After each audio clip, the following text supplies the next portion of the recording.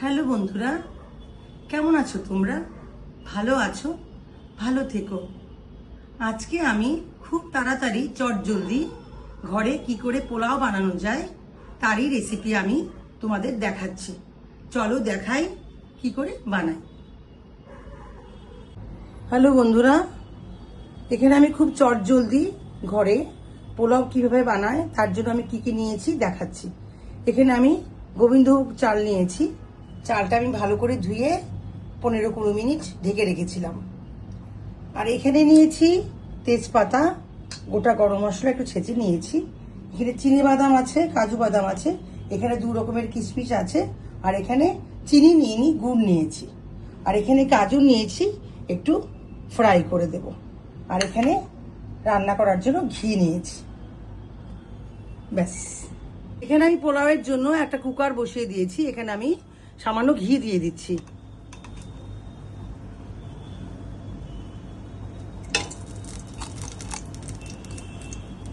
চাইলে আপনারা শুধু ঘি দিয়েও করতে পারেন, আর একটু সাদা তেলও দিতে পারেন ঘিয়ের সাথে। আমি একটু সাদা তেল দিয়ে দিচ্ছি।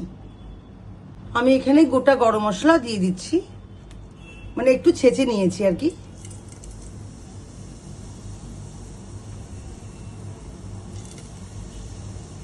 তারপরে আমি দিয়ে দিচ্ছি তেজপাতা, তারপরে আমি দিয়ে দিচ্ছি গাজরগুলো একটু ফ্রাই করব।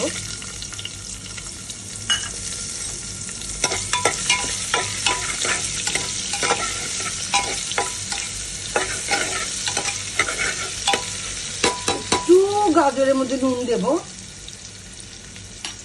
গাজরের মধ্যে একটু নুন দিয়ে দিচ্ছি।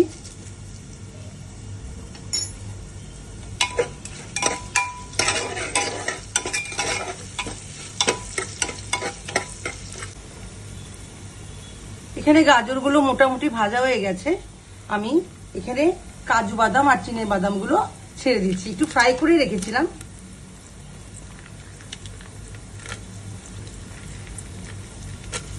আমি কিশমিশগুলো ছেড়ে দিচ্ছি।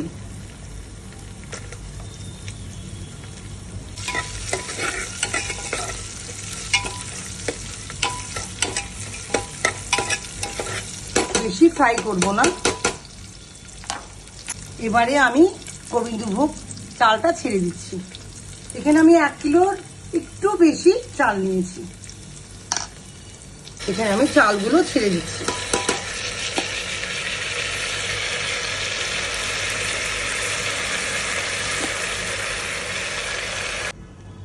এবারে আমি চালটাকে নাড়িয়ে চাড়িয়ে একটু নুন দিয়ে দিচ্ছি।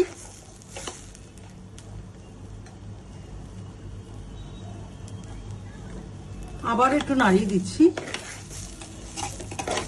ভালো করে নাড়াতে হবে, একটু হিট কমিয়ে কমিয়ে, হিট বাড়িয়ে হিট কমিয়ে, যেন চালটা পুড়ে না যায়, একটু খেয়াল রাখবেন।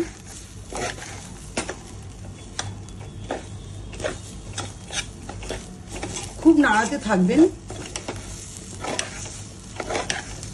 খুব খেয়াল করে রান্নাটা করতে হয়। এখন একটু হিটটা কমিয়ে আমি একটু হলুদ দিয়ে দেবো।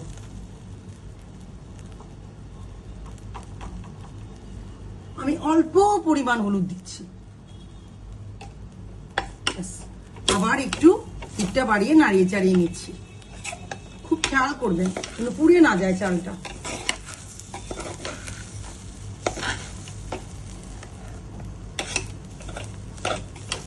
ভালো করে পোলাওটা আমার নাড়িয়ে চাড়িয়ে নিয়েছি।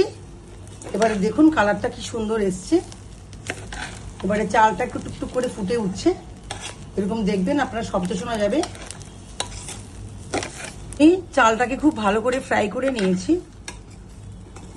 খুব সুন্দর ফ্রাই হয়ে গেছে। এবারে আমি জল দিয়ে দেব। জলটা আমি যে কাপ দিয়ে চালটা নিয়েছিলাম তার ডবলই দেব, কিন্তু একটু কম দেব, কেননা চালটা অনেক সময় ভিজিয়েছিলাম তো একটু নরম হয়ে রয়েছে, তার জন্য ডবলের একটু কম দেব। খুব ভালো করে ফ্রাই হয়ে গেছে। এবারে আমি জলটা দিয়ে দিচ্ছি, ওই মাপের জলটা, যে কাপ দিয়ে আমি চাল দিয়েছিলাম তার থেকে ডবল জল দিয়েছি, কিন্তু একটু কম দিয়েছি, কেননা আগে চালটা একটু ভেজানো ছিল বলে। আমি জলটা দিয়ে দিচ্ছি, মেপে দেখা জলটা। আবার আমি ঘুরিয়ে দিচ্ছি। এবার ঘুরিয়ে দিয়ে আমি ঢাকা লাগিয়ে দেব। আমি একটা হুইসেল দিতে দিতেই নামিয়ে নেব। একটা হুইসেল হয়ে গেছে। পোলাওটা খুব সুন্দর হয়েছে, দেখুন খুব ঝরঝরা হয়েছে, খুব সুসিদ্ধ হয়েছে, সুন্দর হয়েছে, ঝরঝরাও হয়েছে, খুব সুন্দর একটা গন্ধ বেরিয়েছে। গোবিন্দভোগ চাল, ঘি সবকিছু মিলিয়ে খুব সুন্দর একটা স্মেল বেরিয়েছে।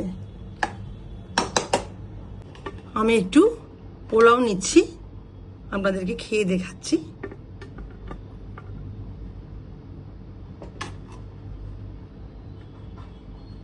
পোলাওয়ের সাথে খাওয়ার জন্য আমি একটু চিকেন বানিয়েছিলাম, তো আমি একটু পোলাওয়ের সাথে চিকেন নিয়ে নিচ্ছি।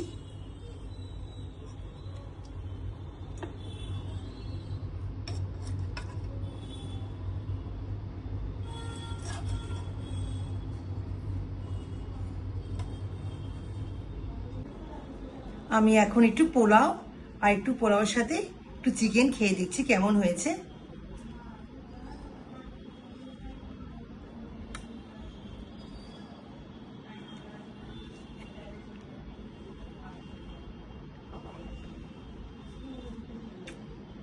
সত্যি বন্ধুরা খুব দারুণ হয়েছে, বিশ্বাস করুন খুব ভালো হয়েছে।